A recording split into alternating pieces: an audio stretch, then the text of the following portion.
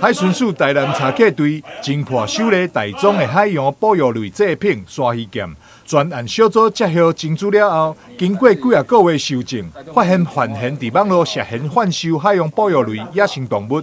包含尖齿巨鳐、后鳍巨鳐等制成品，也就是俗称的沙鱼剑。通常拢是民俗信仰当中忌当摕一种法器，这次查获数量市价高达2000万。这个案子，我们就向台南地检署的检察官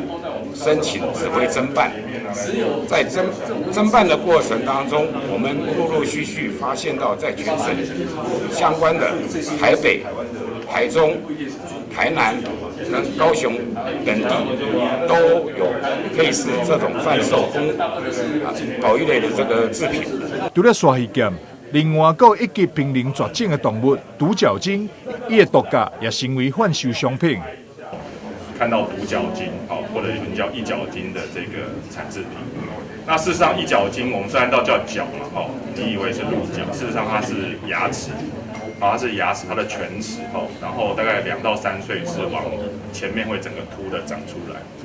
那因为一角鲸或者叫独角鲸，它在生活的区域都在很靠近北极的海域。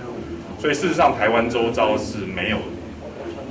这些出现的记录。这次查获市价高达2000万，对着这制品来源，专案小组搁要追查，而查获16名犯嫌，将全部以违反野生动物保育法，上悬判5年以下有期徒刑，并可上悬150万的罚金。